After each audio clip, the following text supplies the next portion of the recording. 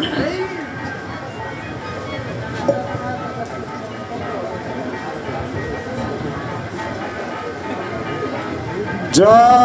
जय श्रीमद् भगवद गीता ब्रह्मानंदे हरि हरि बोल। जय जय जगन्नाथ बलराम सुभद्रा ब्रह्मानंदे हरि हरि बोल। साधु गुरु वैष्णव गोसाई ब्रह्मानंदे हरि हरि बोल हरि बोल हरि बोल हरि बोल। ज्ञान तिमिरं नाश ज्ञान जेन शरकया चक्षुर्मिलितं जेन तस्मै श्री गुरुवे नमः। गुरु ब्रह्मा गुरु विष्णु गुरुदेव महेश्वर गुरुरेव परं ब्रह्म तस्मै श्री गुरुवे नमः। अखण्डमण्डलाकारं व्यक्तं जेन चराचरं तत्पदं स्मितं जेन तस्मै श्री गुरुवे नमः। गुरुवे गौरचन्द्राय राधिकाय तदालय कृष्णाय कृष्ण भक्ताय तद्भक्ताय नमः नमः। नारायणं नमस्कृतं नरं चैव नरोत्तमं देवीं सरस्वतीं व्यासं वैष्णवं ततो जयमुदीरयेत्। कृष्ण करुणा सिंधु दीनबंधु जगतपथे गोपेश गोपिका कांत राधा कांत नमस्ते। कृष्णाय वासुदेवाय देवकी नंदनाय च पुनत क्लेशनाशाय गोविंदाय नमो नमो नमो ब्रह्मण्य देवाय गोब्राह्मण हिताय च जगद्धिताय श्रीकृष्णाय वासुदेवाय नमः नमः। नीलाचल निवासाय नित्याय परमात्मने बलभद्र सुभद्राभां जगन्नाथाय नमः नमः। तप्त कांचन गौरांगे राधे वृंदावनेश्वरी वृषभानुसुते देवी प्रणमामि हरि प्रिये। वृंदाय तुलसी देव्यै प्रियाय केशव शुच कृष्ण भक्ति पदे देवी सत्यव्रतै नमः नमः। वंचाकल्पतरुभ्यश्च कृपा सिन्धु एव च पतितानां पावनेभ्यो वैष्णवेभ्यो नमः नमः। मूकं करोति वाचालं पङ्गुं लङ्घयते गिरिं यत्कृपातमहं परमानन्द माधव। जय श्री कृष्ण चैतन्य प्रभु नित्यानंद श्री अद्वैत गदाधर श्रीवासादि गौर भक्त वृंद। हरे कृष्ण कृष्ण कृष्ण हरे हरे हरे राम राम राम हरे हरे। যেই নাম সেই কৃষ্ণ ভজন ইষ্টা করি নামের সহিত আছে আপনি শ্রী হরি। নাম ভজ নাম চিন্ত নাম কর সার নাম বিনা ত্রিভুবনে গতি নাই আর। জয় জয় শ্রী জগন্নাথ বলরাম সুভদ্রা ব্রহ্মানন্দে হরি হরি বল। নিতাই গৌর সীতানাথ ব্রহ্মানন্দে হরি হো হরি বল। ওম নমো ভগবতে বাসুদেবায় নমঃ। ওম নমো ভগবতে বাসুদেবায় নমঃ। ওম নমো ভগবতে বাসুদেবায় নমঃ নমঃ। হরে কৃষ্ণ।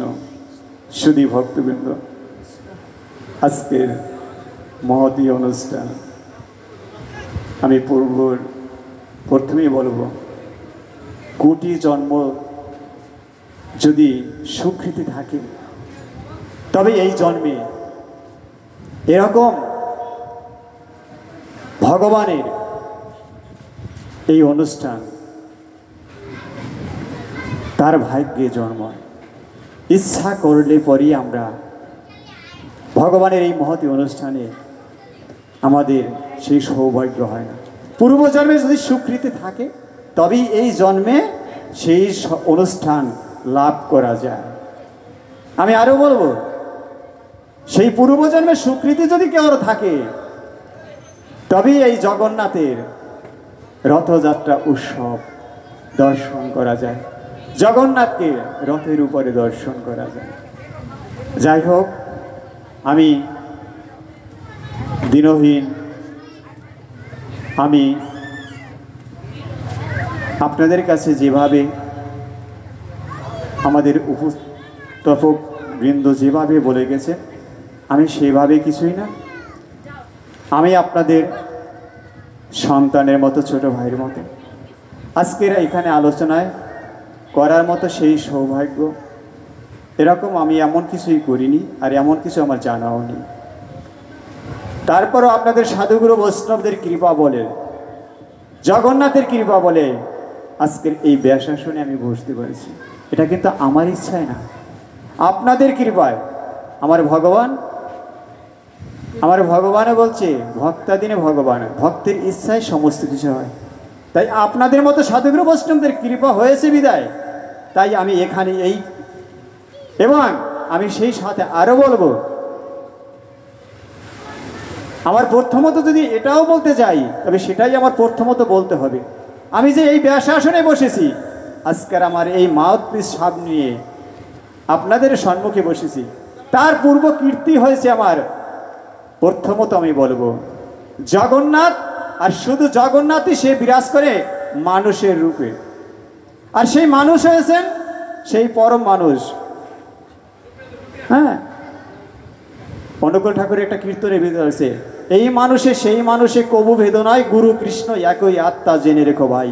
তাই সেই মানুষ জগন্নাথ মন্দির পরিচালনা কমিটির মহোদয়গণ, আজকের তারাই আমাকে সেই এখানে হাত ধরে আমাকে এখানে বসানোর মতন সেই সৌভাগ্য করে দিয়েছেন। তাই আমি তাদের প্রতি শ্রদ্ধা জ্ঞাপন করছি। আমি তাদেরকে আমি সেই জগন্নাথের পক্ষ থেকে আমি ধন্যবাদ জানাচ্ছি। তাদের সাহায্য সহানুভূতি না পেলে আমি এখানে বসার মতন সেই সৌভাগ্য আমি কোনোদিনও লাভ করতে পারতাম না।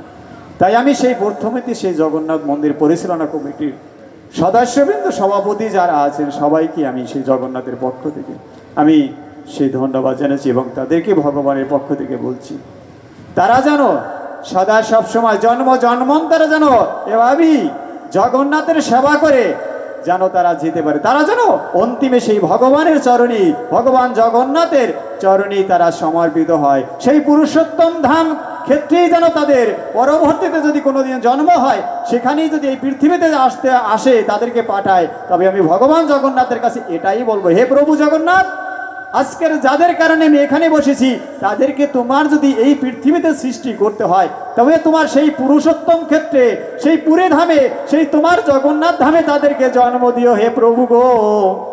প্রভু তোমার চরণে আমারে এই নিবেদন, কারণ তাদের মতন সেই ভক্ত আছে বিদায় আজকের আমি এখানে বসতে পারছি। তো আজকের আমি আরেকটা এই আনন্দের সংবাদের সাথে আমি আরো বলবো, আমাদের আজকের সেই রথের উৎসব অনুসরণ, আমাদের এই উৎসবে আমাদের প্রথম রথের দিন বগুড়াতে যে ঘটনা ঘটেছে সেজন্য আমরা সে খুবই শোকাহত। তাদের আত্মার আজকের তারা রথ টানতে গিয়ে ভগবানকে দর্শন করতে গিয়ে আজকের যে তাদের প্রাণ আহতি হয়েছে, আমি সেটাও বলবো ভগবান তুমি তাদেরকে তোমার চরণের সেই সেবার দাসী করে তুমি রেখো। আর কোনো কিছুই আমি বলতে চাই না। তাই আজকের আমি এখানে দু চারটি কথা বলার জন্য আপনাদের যদি কৃপা থাকে তবে অবশ্যই সেটা আমি বলতে পারবো। তবে আমার আলোচনায় যদি ভুল করে থাকি, কোনো ভুল ত্রুটি হয়ে থাকে, আপনারা কৃপা করে আমাকে ক্ষমা করে দিবেন। জয় জগন্নাথ, জয় বলদেব, জয় সুভদ্রা মহারানী। হরে কৃষ্ণ।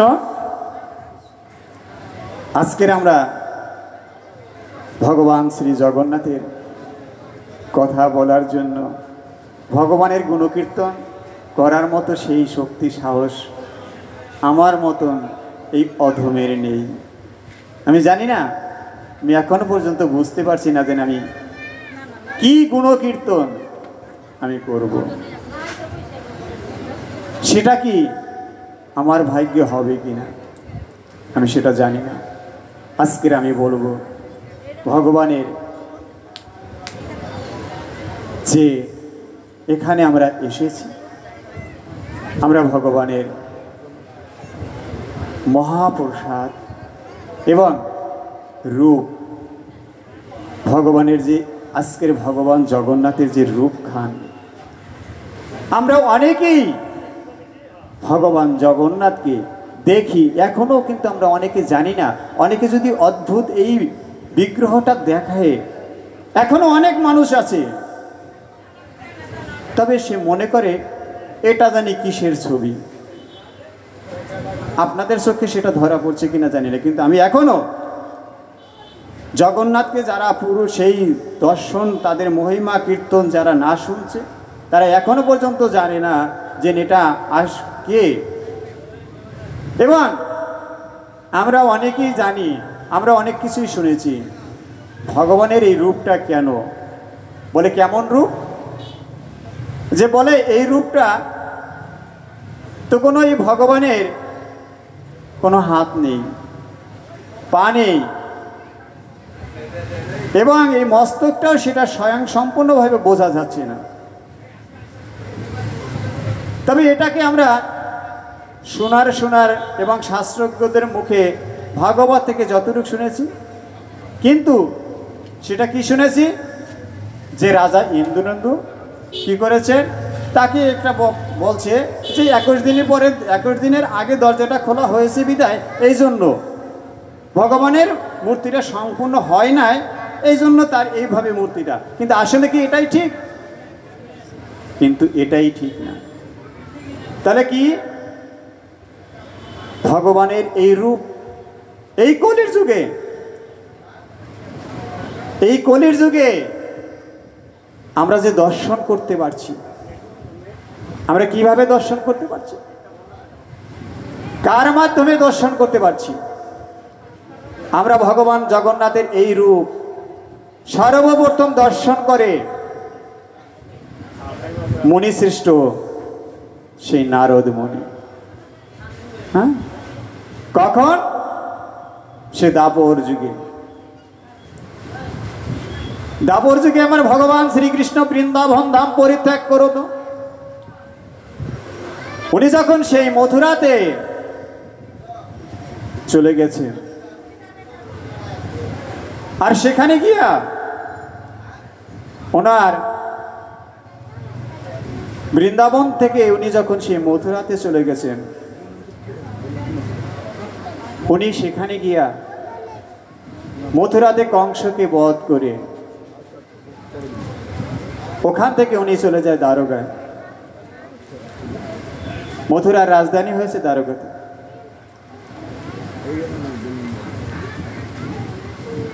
আপনারা যে দ্বারকা, কিছুদিন আগে ভারতবর্ষের সরকার, সেই মোদী সরকার সেখানে গেছেন, যেটা এখন আমরা অনেকেই আমরা দেখিনি, দর্শন করিনি, কারণ সেটা অনেক আগেই সেটা সেই সাগরের, এই দ্বারকার রাজধানীটা, মথুরার যে রাজধানীটা, এটা ছিলই একটা দ্বীপের ভিতরে, চতুর্দিকে সাগর আর মাঝখানে এই দ্বীপটা ছিল।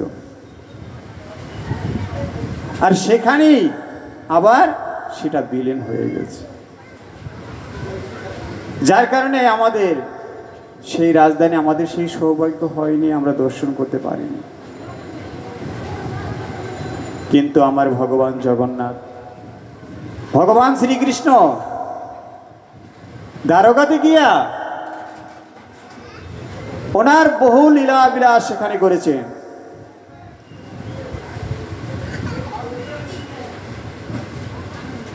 সেখানে বহু লীলাবিলাস করতে গিয়া কিন্তু আমার ভগবান শ্রীকৃষ্ণ তার ভূমিষ্ঠ স্থান কিন্তু কোথায় আমরা কেউ জানি? ভগবান শ্রীকৃষ্ণের ভূমিষ্ঠ স্থান একটা কিন্তু জন্মস্থান হয়, একটা ভূমিষ্ঠ স্থান। যেমন গৌরাঙ্গ মহাপ্রভু নিমাইয়ের তার একটা কিন্তু জন্মস্থান যেখানে মাতৃ জঠরে আসে সেটাকে বলা হয় জন্মস্থান। আর ভূমিষ্ঠ স্থান হচ্ছে যেখানে যে মাটিতে জন্মগ্রহণ তার ভূমিষ্ঠ হয়। যেমন গৌরাঙ্গ মহাপ্রভুর যে জন্মস্থান কোথায়?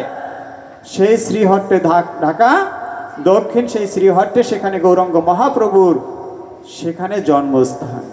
আর ভূমিষ্ঠ স্থান হচ্ছে সেই নবদ্বীপে। আর আমার ভগবান শ্রীকৃষ্ণের সেখানে আমার ভূমিষ্ঠ স্থান কোথায়? ভূমিষ্ঠ স্থান এবং জন্মস্থান দুটোটাই ওই মথুরাতে। কিন্তু সে কিন্তু বৃন্দাবনে জন্মগ্রহণ বা ভূমিষ্ঠ তার হয়নি। দেখেন, আলোচনা করতে গেলে কিছু সামনে কিছু বলতে হয় আমাদের। সেই সংক্ষিপ্ত আলোচনার ভিতরে কিছু কিছু আমি সংক্ষেপে বলবো। আমি প্রথমেই ক্ষমা চেয়ে নিয়েছি, যদি ভুল ত্রুটি হয় আপনারা ক্ষমা দিবেন, কারণ আপনারা সাধুগুরু বৈষ্ণবগণ। কারণ আমি জানি, আমি শুনেছি ভগবানের স্থানে কোনো যদি অপরাধ করি তাতে আমার কোনো ভয় নেই। বলে কেন?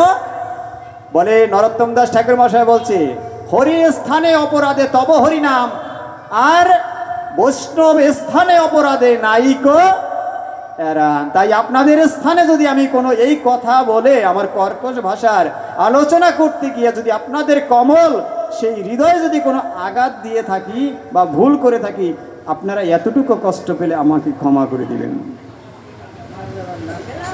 দেখেন, সেখানে আমার ভগবান শ্রীকৃষ্ণ সে মথুরাতে ভূমিষ্ঠ স্থান এবং জন্মস্থান, কিন্তু তার কর্মক্ষেত্রের তাগিদে, তার লীলাবিলাসের তাগিদে অনেকে বলে, এখনো তারা জানে না, অনেকে বলে যে ভগবান শ্রীকৃষ্ণ কংসের ভয়তে পলায়ন করেছে বৃন্দাবনে, কিন্তু আসলে কি এটা ঠিক না? আমার ভগবান কি তারে তো ভয়তেই ভয় পায়, তার আবার ভয় আছে? কিন্তু তার ভয় নাই। লীলাবিলাসের জন্য, সময়ের জন্য, এজন্য আমার ভগবান প্রত্যেকটা জিনিসের সময় নিতে হবে, সময় না করলে পরে হবে না। তো সে বৃন্দাবনে সেখানে সে পালিত হয় কার কাছে? মা যশোদার কাছে। তো সেখান থেকে আমার ভগবান শ্রীকৃষ্ণ কত বছর বয়সে বৃন্দাবন ধাম ত্যাগ করে মথুরাতে গিয়েছিলেন আমরা কেউ জানি? হ্যাঁ, আমার ভগবান শ্রীকৃষ্ণ রাসলীলা বৃন্দাবনে করেছিলেন। রাসলীলা সমাপন করে উনি 11 বৎসরের কিছু উপরে এই মুহূর্ত অবস্থায় আমার ভগবান শ্রীকৃষ্ণ মথুরাতে গিয়েছিলেন। তো সেখানে গিয়ে আমার ভগবান শ্রীকৃষ্ণ, আপনারা জানেন যে কেন সেখানে গিয়েছিলেন, সে কথা বলতে গেলে আমাদের অনেক সময় লাগবে, কারণ আমার পিছনে আরো একজনই আছে। আমি দুইটাই বলবো, দুইটা আলোচনা বলছি, একটা মহাপ্রসাদ এবং একটা রূপ। তাহলে রূপটাকে আমরা সরাসরি সেখানে চলে যাই। তো সে দ্বারকায় বসে আমার ভগবান শ্রীকৃষ্ণ 16,108 জন মহিষী সেই গোপিনীদেরকে সেখানে সেই দ্বারকায় সে সেবা পেত। একজন দুইজন না, 16,108 জন। কিন্তু এতজন ভক্তের সেই মহিষীর সেবা পাওয়ার পরেও আমার ভগবান তাদের এত ভালোবাসা, তাদের এত সেবা, এত যত্ন পাওয়ার পরেও কিন্তু আমার ভগবানের মন কোথায়? যেমন পাখি বাসায় বাচ্চা রেখে সেখানে তার ছানা রেখে যদি সে যত দূরেই আহার করতে যাক না কেন, তার ওই মন থাকে কোথায়? সেই তার ছানার দিকে, যেখানে তার। তদুপরি আমার ভগবান, সে ওই অপ্রাকৃত যে ভালোবাসা, হ্যাঁ, সেখানে সেই বালকদের যে সেই ভালোবাসা, সেখানে গোপিনীদের যে ভালোবাসা, আর সেখানে সেই শ্রীমতী রাধারানীর যে সেই ভালোবাসা, হ্যাঁ, যে ভালোবাসার ভিতরে কি নেই? কোনো কামনা বাসনা ছিল না। নিষ্কাম ভাবে যিনি আমার গোবিন্দকে ভালোবাসতে পারে, অচলা ভক্তি দিয়ে যে আমার ভগবানকে ভালোবাসতে পারে, আমার ভগবান তার কাছেই বাধা পড়ে। আমার ভগবান সেই অর্থের ভিতরে সে বাধা পড়ে না। বড় করে ভোগ সাজাইলেও আমার ভোগ দেখে আমার ভগবান সেখানে থাকে না। আমার ভগবান যেখানে তার ভক্তি আছে, যেখানে সেই ভক্তি, যেমন মা যশোদা তার পূর্বের হিস্টোরি শেষ ছিলেন ধরাসতী, নিজের স্থান কেটে বন্ধক রেখে দোকানের কাছে তারপরে গোবিন্দ সেবা করেছিলেন, সেই ব্রাহ্মণ সেবা করেছিলেন। আমার ভগবান ব্রাহ্মণ রূপ ধারণ করে সেখানে গিয়েছিলেন। হ্যাঁ, এতটুকু ত্যাগ, যিনি নিজের শরীরের প্রতি, বৃন্দাবনের গোপিনীরাও, সেখানের বালকরাও তারা সেইভাবে ভালোবাসতেন, যে ভালোবাসায় তারা তাদের নিজের জীবন বিসর্জন হয়ে যাবে, তাতে কোনো দুঃখ নেই। কিন্তু তারা কানাইকে সদা সব সময়ের জন্য, তারা না খেয়েও কানাইকে খাওয়ানোর জন্য তারা চেষ্টা থাকত। সেই ভালোবাসা আমার ভগবান শ্রী গোবিন্দ সে ভুলতে পারিনি। তাই উনি নিশীথে যখন সারাদিন রাজকার্য পরিচালনা করার পরে নিশীথে যখন নিদ্রায় যেতেন, তখন কি হয়তো আমার ভগবান শ্রীকৃষ্ণ ওই নিদ্রার ভিতরে জয় রাধে জয় রাধে জয় রাধে বলে চিৎকার করে উঠতেন।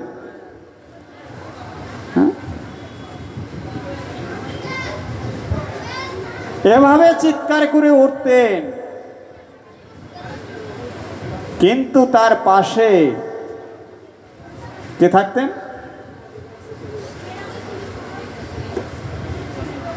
তার স্ত্রী, তার মহিষীরা যারা থাকতেন, তারা চিন্তা করতেন কি ব্যাপার, একদিন হয় দুই দিন হয় সেটা আলাদা কথা, কিন্তু আমরা এত ভালোবাসার পরেও আমাদের এই স্বামী সে কেন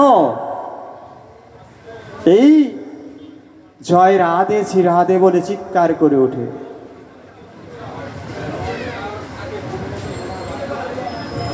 এভাবে এক একদিন তো এক একজনের কাছে থাকতো, কিন্তু যখনই যার কাছে থাকতো সে ওই কথাটা শুনতো, কিন্তু কেউ কারো কাছে বলতো না। এমনিতেই মনে হয় যে এভাবে প্রভু সারাদিন রাজকার্য পরিচালনা করে, সবার সাথে কথা বলে, সব কিছু করে, এজন্য মনে হয় সে এভাবে দুশ্চিন্তা করে এভাবে মনে হয় চিৎকার করে ওঠে। একদিন এই 16,108 জন মহিষীর ভিতরে সত্যভামা হয়েছে তার প্রধান। সবার ভিতরে এই 16,108 জনের ভিতরে প্রধান হয়েছে সত্যভামা। তো বাকি যারা আছে, এখন প্রত্যেকের কাছে যখন এরকম ঘটনা হচ্ছে, তারা একদিন সমস্ত গোপিনীরা একসাথে হয়ে, সেই সখীরা একসাথে হয়ে জিজ্ঞাসা করছে যে দিদি দেখ, তুই জানিস কি না আজকে আর প্রভু যখন আমার কাছে সেই নিশীতে যখন নিদ্রায় গেছে, আমি তাকে সযত্নে এত ভাবে তাকে সেবা শুশ্রূষা করছি, কিন্তু সে নিদ্রার সাথে কেমন জানি সেই জয় রাধে বলে হ্যাঁ সে চিৎকার করে উঠছে। আর যখনই সে চিৎকার করে উঠছে তখন আমি তার কাছে জিজ্ঞাসা করলে সে মানে আর কিছুই আবার সে ঘুমিয়ে পড়ে। দিদি তুমি কিছু এরকম শুনছো কি না? এখন এতদিনটা গোপন ছিল, আজকাল যখন একজনে জিজ্ঞাসা করছে তখন বলে সত্যভামা বলছে সখীরে, আরে তুই যেটা শুনছিস আমিও তো ভয়তে ভয়তে কারো কাছে বলিনি, মনে হয় যে তোরা কিছু, তা আমিও তো এটাই শুনেছি। এখন একের পর এক একজনে বলতে আছে যে আমরাও এই ঘটনাটা ভাই আমরা একদিন বলতে লজ্জায় বা ভয়তে বলতে পারিনি। বলে তাহলে এটার কারণ কি? প্রতিদিনই যদি এরকম একটা ঘটনা হয় তবে সেটা দেখতে হবে যে কেন, আমাদের কোনো ভুল হচ্ছে কিনা। সেই ভুলটাকে তখন সেই 16,108 জন মহিষীরা তারা সব মিশে একত্রিত হয়ে তারা চিন্তা করলো যে এটা কার কাছ থেকে জানা যাবে। তখন বলল সত্যভামা বলছে আমি একজনের কাছ থেকে এটা জানতে পারবো। বলে কার কাছ থেকে? বলে রোহিণী মাতার কাছ থেকে এটা জানা যাবে, কারণ সে জানে প্রভু মথুরাতে ছিলেন না, উনি ছিলেন সেই বৃন্দাবনে।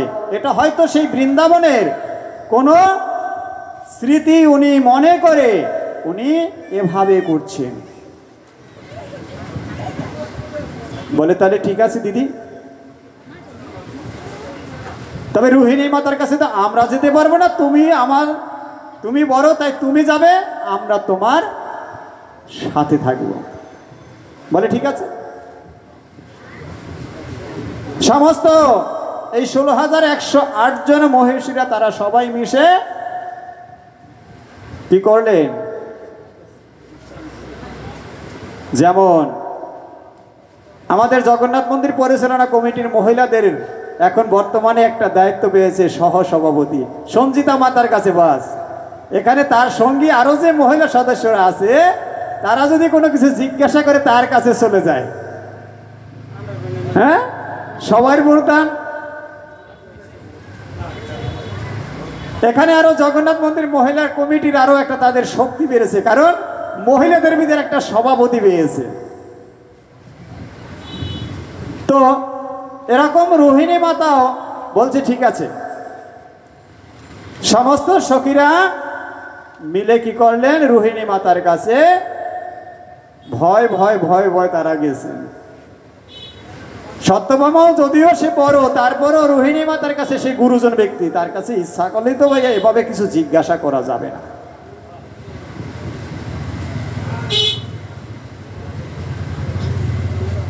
তো আমাদেরও এভাবে কিছু চিন্তা জিনিস আছে, যেমন আমাদের ভয়টাও থাকতে হবে, আবার কোনো কোনো সময় ভয়টাকে ত্যাগ করতে হবে। কখন? আমাদের তিনটা জিনিস ভগবান শ্রীকৃষ্ণ বলেছেন বা ভগবান জগন্নাথ ভগবান আমাদেরকে একটা কথা বলেছেন, এই ভজন জগতে যদি আসে তাহলে তিনটা জিনিস পরিত্যাগ করতে হবে। বলে কি? ঘৃণা, লজ্জা আর একটা কি? ভয়। এই তিনটা জিনিস থাকলে পরে কি হবে না? ওই কৃষ্ণ ভজন হবে না। হরে কৃষ্ণ। আপনার ভিতরে যদি ঘৃণা থাকে, অহংকার থাকে, লজ্জা থাকে, তবে হবে না। ভগবানকে তোমার 16 আনা দিয়েই ভজনা করতে হবে। তুমি ভজনা করতে আসছো, জগন্নাথ মন্দিরে তুমি আসছো বা যে কোনো মন্দিরে যাও, আরে তোমার খুঁজতে হবে কোথায় একটা সেবা করা যায়। জগন্নাথের কি আছে, কোথায় অভাব আছে, সেইখানে আমি কি সেবাটা করতে পারি। হ্যাঁ, আমার সেবাটা খুঁজতে হবে। আমাকে কি কি বলবে না না বলবে সেটা নিয়ে বিষয় না, আমার বিষয় হয়েছে আমি ভগবানের ভজন করতে আসছি। তাই সেই ভজন করার জন্য সেই ভয়টাকে, হে বৈষ্ণবগণ, আপনারাও মনে রাখবেন, সে এই ভগবানের কাছে এটা শুধু শুধু মুখেরই কথা না, ভগবান শাস্ত্রে বলে গেছেন। সে শাস্ত্রের কথাই আমি বলেছি। এটাকে ত্যাগ করে যারা ভগবানের ভজন করতে পারে তারাই একমাত্র ভগবানের কৃপা লাভ করতে পারবে। তাই রোহিণীর মাতার কাছে গিয়া সবাই তাকে ব্যতিষ্ঠিত করে কি করলেন? বসে পড়লেন। রোহিণী মাতা আশ্চর্য হলেন, কি ব্যাপার? হ্যাঁ, তোমরা একই সাথে সমস্ত মহিষীরা আমাকে ব্যতিষ্ঠিত করে আটকে রাখছো, কি ব্যাপার? কোনো সমস্যা? বলে, মা তুমি তো আমাদের গুরুজন, আমাদের তো সমস্যা, আমরা ভীষণ সমস্যায় পড়েছি। আমরা এমন একটা সমস্যায় পড়েছি, সেই সংকট তুমি একমাত্র মোচন করতে পারবে, তুমি না হলে আর কেউ পারবে না। বলে, কে? বলে, মা তুমি রাগ করবে না তো? বলে, না। বলে, মা তোমার কাছে জানতে চেয়েছি যে এই যে আমাদের প্রভু কৃষ্ণকে আমরা আমাদের যথাসাধ্য মতো তার এতটুকু যাতে কষ্ট না হয় সেই জন্য আমরা সমস্ত কিছু দিয়ে তার সেবা করে যাচ্ছি, কিন্তু তারপরও নিদ্রায় যখন সেই নিশীতে নিদ্রায় যায় তখনই সে জয় রাধে জয় রাধে জয় রাধে বলে চিৎকার করে উঠে বসে পড়ে। এটার কারণ কি মা? একমাত্র তুমি বলতে পারবে। রোহিণী মাতা বলছে, ও তোমরা তো এটার জন্য এসেছো? বলছে, হ্যাঁ। বলে, তুমি এটার জন্য আসছো, কিন্তু আমি তো এটা বলতে পারবো না। আমি জানি, কিন্তু তারপরও আমি বলতে পারবো না। বলে, কেন? বলে, বাবা হে মাগো, এ অনেক বড় কঠিন কাজ, এটা ইচ্ছা করলেই বলা যাবে না, যত্রতত্র ভাবে বলা যাবে না। বলে, মা তোমার দুটি চরণ ধরে বলছি, তুমি যাই মনে করো না কেন মাগো, এটাও আমাদের একটা বড় বিপদ। এটা শুধু ভগবানের না, আমাদের মানবের ভিতরে এরকম অবস্থা হয়ে আছে। কারো কারো সন্তান, আপনারাও কেহ কেহ দেখা গেছে অতিরিক্ত যদি কোনো চিন্তা করে থাকেন, রাতের বেলায় ঘুম হচ্ছে না, ঘুমের ঘরে ফাল দিয়ে আশ্রয় উঠে বসে পড়ি। বলে, প্রভু হে মাগো, তুমি যদি এটাকে সমাধান আমরা না করতে পারি, তবে প্রভু যদি কোনো অসুবিধা হয়ে পড়ে, আমরা এ নিয়ে বড় দুশ্চিন্তায় আছি, এটা থেকে আমাকে তোমার মুক্তি দিতে হবে। কি কাজ? এটাতে, এই কাজটা থেকে, এই বিপদ থেকে মুক্তি পাওয়ার জন্য যত কিছুই করা লাগবে আমরা সেটা করব,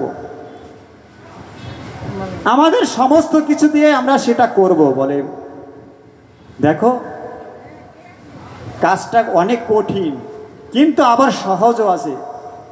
বলে, এটা কিন্তু যত্রতত্রভাবে বলা যাবে না, এটা অতি গোপনীয় ভাবে এটাকে বলতে হবে। কিন্তু তারপরও অন্য সবাই যদিও শোনে, কিন্তু কৃষ্ণ বলরাম ওই সুভদ্রা যেন না শোনে।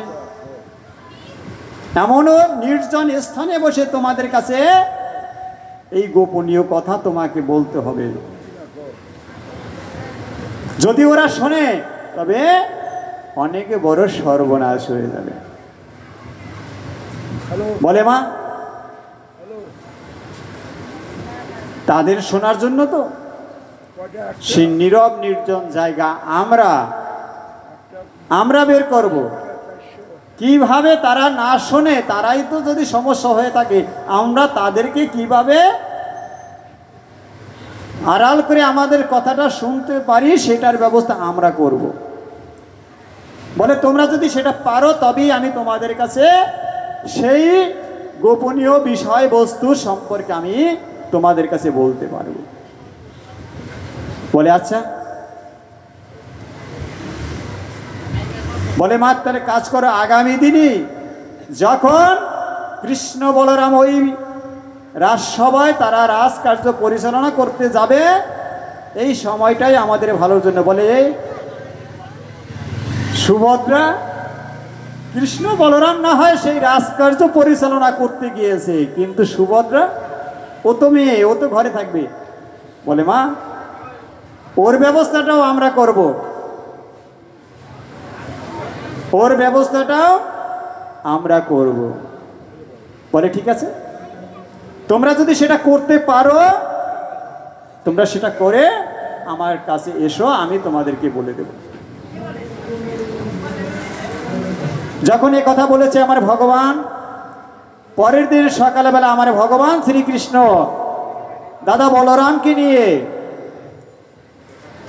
উনি যখন সেই রাজকার্য পরিচালনা করার জন্য রাজসভায় চলে গিয়েছেন, এদিকে সমস্ত মহিষীরা এক হয়ে সুভদ্রাকে বলছে, ওগো ননদিনী, ননদিনী না, কারণ কৃষ্ণের যদি তারা স্ত্রী হয়ে থাকে, তা কৃষ্ণের সেই বোন হচ্ছে সুভদ্রা দেবী। বলে দেখো আমরা ভিতরে একটু কাজ করব, তোমার কাছে একটা অনুরোধ। বলে কি? বলে তুমি একটু কষ্ট করে এই গেটের অল্প একটু সময় গেটে একটু বসে থাকবে, দেখবে যে তোমার দাদারা আসে কিনা। তারা যদি আসে মানে তবে আমরা সেই কাজটা করতে পারবো না।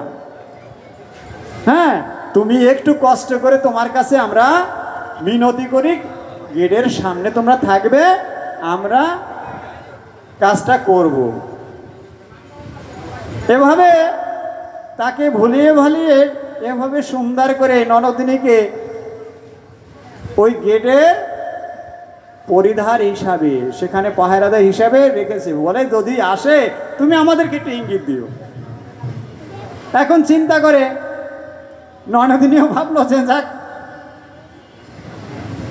তাদের ব্যক্তিগত ব্যাপার, মানে যাক ঠিক আছে বৌদিরা, তোমরা সবাই চলে যাও, দেখি তোমরা যখন এত করে সবাই বলছো। কিন্তু আমার অন্তর্যামী গোবিন্দ যখন তাকে সেই সুভদ্রা দেবীকে সেই দ্বার পরি হিসাবে রেখেছেন, আমার সুভদ্রা মহারানী সেখানে সুন্দরভাবে দাঁড়িয়ে রয়েছে। এদিকে সমস্ত মহিষীরা একসাথে হয়ে বলছে, মা রোহিণী মাতাকে বলছে, মাগো তাড়াতাড়ি এসে তুমি আমাদেরকে অল্প সময়ের জন্য তুমি আমাদেরকে সেই কথা বলে দাও, কি কারণে আমাদের ভগবান সেই কৃষ্ণ এভাবে করতেছেন। যখনই এ কথা বলেছেন, তারা রোহিণী মাতার গায়ে ডেকে এনে সুন্দরভাবে তাদেরকে রেখে মাঝখানে বসিয়ে তারা চতুর্দিকে গোল হয়ে বসে রইলেন। রোহিণী মাতা জিজ্ঞাসা করলেন, তোমরা নিশ্চিত তো কৃষ্ণ বলরাম আসবে না তো এই সময়ের ভিতরে? বলে না, আমরা সুভদ্রাকে সেখানে রেখেছি। যখনই একথা বলছেন, রোহিণী মাতা আমার সে সমস্ত মহিষীদের কাছে সেই বৃন্দাবনের অপরাকৃত লীলার কথা যখনই আলাপ করলেন, দেখেন বিষয়টা এমনই হয়, বাঁধটাকে নদীতে যদি বাঁধ দেওয়া হয়, ওই বাঁধটা যদি কোনো রকম একটু ফাটল ধরে, তবে জলকে যেমন আটকিয়ে রাখা যায় না, তদুপরি ভালোবাসার সেই নিজের যদি কোনো কিছু, আপনার প্রয়োজনীয় জিনিসের কোনো কিছু যদি আপনার কথা বলা হয়, সেটা যদি আপনার অতিরিক্ত ভালোবাসার জিনিসই হয়, তবে সেখানেও আপনি থাকতে পারবেন না আপনার সেই ব্যাপারে। তদুপরি আমার অন্তর্যামী ভগবানের সেই বাল্যলীলা অপ্রাকৃত লীলার কথা রোহিণী মাতা যখন আলোচনা করতে আছে, আমার অন্তর্যামী গোবিন্দ সে অন্তরের খবর জানেন। আমি আপনি বলতে পারবো না আপনার মনের ভিতরে কি আছে, কিন্তু আমার অন্তর্যামী গোবিন্দ, আমরা হয়তো লোকের চোখ ফাঁকি দিয়ে আমরা অনেক কিছু বলতে পারি, অনেক কিছু করতে পারি, কিন্তু অন্তর্যামী ভগবানের আমরা যদি বলি এই যে ভগবান, একটা চিত্রপট দেখা যাচ্ছে, যদি বলি যে এখানে ভগবান নেই, এটা তো একটা ছবি। যদি আপনি ছবি মনে করেন তবে আপনার কাছে সেটা ছবি হয়ে থাকবে, সেটা বাস্তবত কিছু হবে না। এই রথখান যে দর্শন করছেন, এই রথটাকে যদি কাঠের রথ, একটা কাঠের একটা ঠেলা গাড়ি যদি মনে করে থাকেন, সেটা আপনার দুর্ভাগ্যের বিষয়, সেটা ওই আপনার কাছে সারা জীবনের জন্য। কিন্তু যদি এটাকে মনে করেন না, এটাই সেই আমার পরম সেই পুরুষ জগন্নাথেরই সেই রথ, এটাকে স্পর্শ করা মাত্রই কি হবে, কি হবে সেটা পরে বলতেছি, আমরা মূল আলোচনাটা সেরে আসি। যখনই এভাবে আলোচনা করছে সেই অপরাকৃত লীলার কথা, বৃন্দাবন ধামের কথা, যখনই আমার রোহিণী মাতা 16,108 জন মহিষীর কাছে যখন বলতেছেন আমার কৃষ্ণ বলরাম, ওখান থেকে তারা অস্থির হয়ে উঠলেন। তাদের অস্থিরতা, কৃষ্ণ বললেন হে মা দাদা, আজকের আমার আর রাজকার্য করতে ভালো লাগে না, কেন যেন আমার মন চঞ্চল হয়ে উঠেছে। বলরামও বলছে ভাই শুধু তোমার কেন, আমারও একই অবস্থা। বলে দাদা আমি আর এক মুহূর্তের জন্য এখানে থাকতে পারছি না, কে যেন আমাকে ডাকছে, কে যেন আমাকে ডাকছে। এ কথা বলে যখন দুই ভাই যখন রাজকার্য পরিত্যাগ করে তারা যখন সেই পুরীর ভিতরে যখন ছুটতেছে, এদিকে কিছু দূরে আসতে আসতে দেখে তার ছোট বোন সুভদ্রা দেবী সেখানে গেটের মাঝখানে দাঁড়িয়ে আছে। কৃষ্ণ আমার জিজ্ঞাসা করে দাদা বলরামের কাছে, দাদা কাউকে দেখছি না, বোন একা মাত্র গেটের মাঝখানে দাঁড়িয়ে আছে, কি ব্যাপার? বলে না জানি কি হয়েছে, চল আগে দেখি।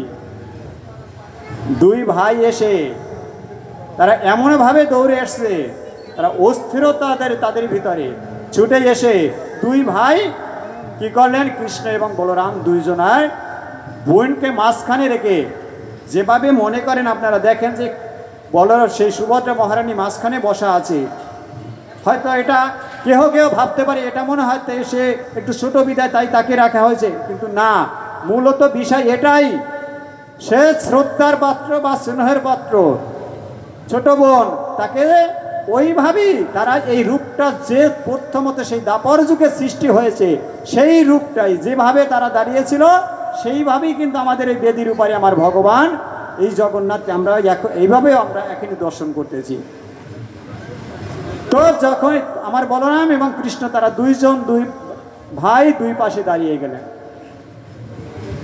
যখন দাঁড়িয়ে গেছেন ভিতর থেকে শুনতে পেয়েছেন রোহিণী মাতা যে সেই অপরাকৃত লীলার কথা, বৃন্দাবনে যে আমার ভগবান শ্রীকৃষ্ণ অপরাকৃত লীলা করেছিলেন, সেই লীলা বিলাসের কথা শুনতে শুনতে কি হলো, আপনি যখনই কোনো আশ্চর্য জিনিস, আপনার গোপনীয় বিষয় কোনো কিছু যখনই আলোচনা হবে, তখন আপনি যেমন আশ্চর্য হয়ে যাবেন, আমার কৃষ্ণ বলরাম সুভদ্রা মহারানীর চেয়েও তারা তিনজনে এই অপরাকৃত লীলার কথা যতই শোনে ততই কি হলো, আস্তে আস্তে আস্তে আস্তে তাদের শরীরের ভিতরে তাদের হাত পা সংকুচিত হয়ে এভাবে খিস্তি মেরে, যেটাকে একটা যে আমাদের সচরাচর আমরা যেটা বলে থাকি এভাবে হয়ে যায়।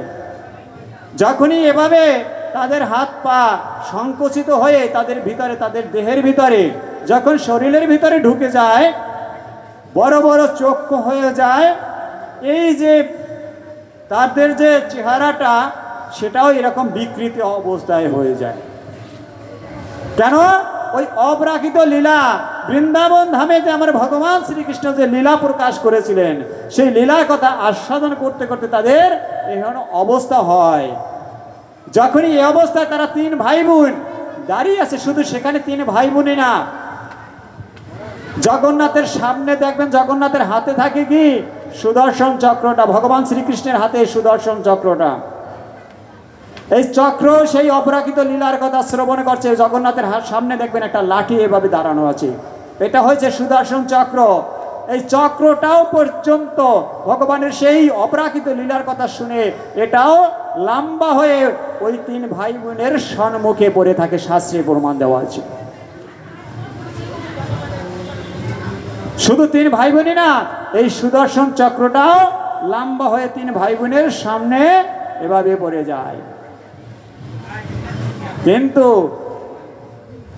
তাতে আমরা কিভাবে দর্শন করলাম?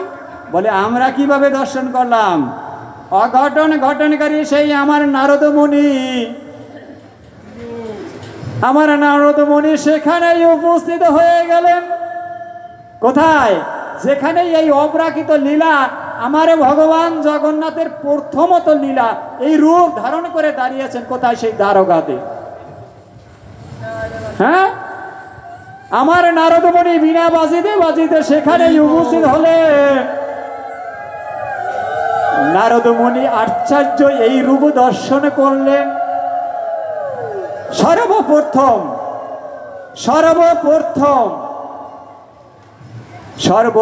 এই নারদ মুনি আমার ভগবান জগন্নাথের এই অপরূপ লীলা, এই অপরূপ সুন্দর এই বদনখানা দর্শন করে আশ্চর্যজনিত হয়ে একটু দাঁড়িয়ে রইলেন। বলেন, দেখি আমার প্রভু আর কোন রূপ ধারণ করে নাকি, বা কোনো লীলা করে নাকি। এই জন্য চুপচাপ দাঁড়িয়ে আছেন আর ভাবতেছেন, এটাই আমার প্রভুর, এটা কেমন রূপ, এটা কেমন রূপ আমি বুঝতে পারছি না। তবে যখন এই রূপ দর্শন করেছি, এই রূপ দর্শন করে আমার মন মোহিত হয়েছে, আমি অপেক্ষা করি, দেখি এরপরে কি হয়। নারদ মুনি কোনো কিছু সাড়া না দিয়ে চুপচাপ দাঁড়িয়ে আছে। যখনই দাঁড়িয়ে আছেন, এদিকে অপ্রাকৃত লীলা কথা যখনই 16,000 সেই 108 জন মহিষীরা শ্রবণ করলেন, আমার রোহিণী মাতা যখন সেই কথা প্রকাশ করলেন, যখনই শেষ হলো, আস্তে আস্তে আমার ভগবান তার যখনই আবার তার পুনর্শরীর ধারণ করতেছিলেন, এই মুহূর্তে ভগবান সেই রূপখানা দর্শন করতে গিয়ে আমার নারদমণি হাতে তালি দিয়ে বলছে, প্রভু গো কৃপা করো হে প্রভু, এই রূপ আর একবার আমায় দর্শন দাও। আমি মনের মতন করে তোমার এই রূপ আমি দর্শন করি হে প্রভু। তোমার অনেক লীলা আমি দর্শন করেছি, অনেক রূপ তোমার দর্শন করেছি, এই রূপ কোনোদিন আমি দর্শন করিনি। প্রভু তোমার এই রূপে আরেকবার দাঁড়াও, আমি এই রূপ দর্শন করি। আমার ভগবান শ্রীকৃষ্ণ ভক্তাধীনে ভগবান ভক্তের কথা কখনোই ফেলতে পারে না। তখন আমার নারদমণির কাছে গিয়ে, নারদমণি আমার ভগবানের কাছে গিয়ে বলছে, প্রভু এটা তোমার কেমন রূপ? বলে, নারদ, এটা যে তুমি দেখেছো এটাও আমার সেই আর একটা রূপ। বলে, প্রভু গো, প্রভু তোমার কাছে আমার মিনতি, এই রূপের কথা আমি যদি সবার কাছে বলি কেউ বিশ্বাস করবে না। কেন? অপ্রিয় সত্য কথা বলতে নাই, যেটার কোনো সাক্ষী প্রমাণ নেই। কথাটা যদিও সত্য কিন্তু কোনো সাক্ষী প্রমাণ নেই। তাই বলে, প্রভু গো, আমি এই কথা যদি সবার কাছে বলি কেউ বিশ্বাস করবে না, তাই তোমার কাছে আমার মিনতি, এই সৃষ্টির জগতে কীট পতঙ্গ পশু পাখি, এই তোমার সৃষ্টির জগতে যত মানব জাতি আছে, তাদের কাছে তুমি এই রূপ তুলে ধরবে, এই বাক্য তুমি আমার কাছে দাও। তখন এই কথা যখন আমার নারদ মুনি বলেছেন আমার ভগবান কৃষ্ণের কাছে, আমার ভগবান শ্রীকৃষ্ণ বলছে, হে নারদ, আমি ভক্তাধীনে ভগবান, আমি সদা সবসময় আমি ভক্তের অধীন থাকি। কেন জানো? আরে ভক্ত ব্যতীত আমার নেই। ভক্ত আমার মাতা পিতা, ওরে ভক্ত আমার গুরু, আরে ভক্তগণে নামারাই খাসে ওরে বাঞ্ছা কল্পতরু। ও নারদ, আমার ভক্তের হাতে দিয়া ডুরি, আমি ভক্তের হাতে আমি ডুরি দিয়ে দিছি। আমাকে ভক্ত যেদিকে ঘুরায় আমি সেদিকে ঘুরি। আমাকে ভক্ত যদি ভক্তর কাছে জানেন না, আমি আপনাদের কাছে আরো অনেক সময় আমি যখন বসি আমি বলি, হয়তো আপনারা আমার কথাটা কি মনে করেন জানি না, আমি আবারও সেই কথা বলি, ভক্ত ভগবান আপনার কাছে ঠেকা না, আপনি ভগবানের কাছে যদি আপনি বলেন আমি ভগবানের কাছে থাকি, আমি বলবো না। কারণ সন্তান পিতামাতার কাছে ঠেকা নেই, পিতামাতা বৃদ্ধ হয়ে গেল ওই সন্তানের কাছে ঠেকা। তদুপরি আমার ভগবান তো আমাদের হাতে সব কিছু দিয়েছে। ভগবানে বলছে আমাকে যদি ভক্তের সেবা দেয় আমি সেবা পাই, আর যদি না দেয় তবে আমি কি করি, উপবাসী যাই। তবে হরে কৃষ্ণ কথাটা যতটাই সত্য, কিন্তু এটা সব ভক্তের কাছে না। গীতার ভিতরে আমার ভগবান শ্রীকৃষ্ণ বলছেন আমি 4 প্রকার ভক্ত। হ্যাঁ, আমার 4 প্রকার ভক্ত, আর্থ, আধ্যাত্মিক, জিজ্ঞাসু, সর্বশ্রেষ্ঠ আমার জ্ঞানী ভক্ত। জ্ঞানী ভক্তের কাছেই আমি সদা সব সময়ের জন্য বাধা থাকি। আর ওই জ্ঞানী ভক্তি যদি আমাকে সেবা দেয় তবেই আমি সেবা পাই, নয়তো পরে আমি উপবাসী যাই। তাই সেই জ্ঞানী ভক্ত হইলে পরে আমার ভগবানের সেই প্রিয় ভক্ত কে, সেই জ্ঞানী ভক্ত। হ্যাঁ, জ্ঞানী ভক্ত না হলে পরে আমার ভগবানের সেবার অধিকারী হওয়া যাবে না। আমি বলতে পারি আমি ভক্ত, কিন্তু আমি ভক্ত কি সত্য সেটা একমাত্র উপরলাই জানে, ভগবানই জানে, আমার ভগবান জানে। হ্যাঁ, বাহির জগতে ভক্ত দেখালে হবে না। আমাদের যে সেই তিলক মালা পরে আমি আছি, কিন্তু এই যে আমি একজনের ব্রাহ্মণ সন্তান, আমাকে অনেকে বলে তুমি জগন্নাথের পূজারি, বাহ, আমাকে খুব বড় বানায়, কিন্তু আসলে আমি কি পূজারি না আমি চোর সেটা একমাত্র ভগবানই জানে। যখনই নারদ মুনি একথা বলছে, তাই বলছে হে নারদ আমি সেই ভক্তের কাছে আমি থাকি। তাই তুমি যখন আমাকে বলেছ তখন আজকের আমি তোমাকে কথা দিলাম, তথাস্তু হে নারদ। হ্যাঁ, কি বলছে, তথাস্তু, অর্থাৎ তোমার কথা শিওর হয়ে রইল। আমি তোমাকে বাক্য দিলাম, আমি তোমাকে কথা দিলাম। তবে এখন না, দ্বাপর যুগে এই রূপ আমার কেউ দর্শন করতে পারবে না। বলে কবে? বলে আমার কবে হয় এই রূপ দর্শন করবে জানো? বলে হে নারদ ওই কলির যুগে সেই সমস্ত ভক্তগণে অতি সহজেই আমাকে দর্শন করে, আমাকে এই রূপ দর্শন করবে। আমি কলির যুগে পুরুষোত্তম ধামে, সেই পুরী ধামে আমি জগন্নাথ রূপে আমার নাম থাকবে। ওই সময় আমার ভগবান নামকরণ করে দিয়েছেন, আমার জগন্নাথ, আমার এই রূপ নিয়ে আমি আবির্ভূত হব, আমার নাম হবে জগন্নাথ। আমার এই নাম যখনই কেউ নিবে, জয় জয় জগন্নাথ বলরাম সুভদ্রা ব্রহ্মানন্দে, হরি হরি বল নিতাই গৌর সীতানাথ ব্রহ্মানন্দে, হরি হরি বল। বলছে আমার তখন নাম হবে, এই রূপ আমি নিয়ে আবির্ভাব হব এবং আমার নাম হবে জগন্নাথ। বলে নারদ বলছে হে প্রভু গো তোমার সর্বশ্রেষ্ঠ লীলা কি হবে? বলে আমার সেখানে কি হবে জানো? আমার সর্বশ্রেষ্ঠ লীলা হবে আমি ভক্তের সাথে মিলন করব বৎসরে। আর সেই বৎসরে মিলন করব কিভাবে জানো? আমি সমস্ত ভক্তের সাথে গর্ভ মন্দির হতে বের হয়ে তারপরে বলে আমি কি করবো জানো? আমাকে সমস্ত ভক্তরা তাদের মনের বাসনা পূরণ করবে। কিভাবে? আমি ভক্তের হাতে আমি স্নান করব। হ্যাঁ, আমি ভক্তের হাতে আমাকে ভক্তরা, সমস্ত ভক্তরা বলে প্রভু কোনো বিচার করে না, না না না না না, আমার কাছে তখন কোনো বিচার থাকবে না। আর বিচার করে নাই, আমরা যেমন উঁচু নিচু জাতি ভেদাভেদ করি, আমার ভগবান এই যে জাতি ভেদাভেদটাকে সেখান থেকেই করেছেন। কারণ কি করেছেন? আমার ভগবানের জগন্নাথের রূপ আসার আগে কি রূপে আসছেন? এই ধরাধামে নীল মাধব রূপে। এবং সেটা কোথায়, কোন জাতির কাছে আমার ভগবানের এই প্রথম এই যে জগন্নাথ রূপে আসছে, তার আগে কোথায় কোন জাতির হাতে আমার ভগবান সেবা নিয়েছে? সবর জাতির কাছে আমার ভগবান সেবা নিয়েছেন। হরে কৃষ্ণ। হ্যাঁ, যেটাকে আমাদের দৃষ্টিতে বলি খুব একটা নিকৃষ্ট জাতি। সেই নিকৃষ্ট জাতির হাতে আমার ভগবান প্রথমত জগন্নাথ রূপে আসার আগে নীলমাধব হয়ে আসছেন।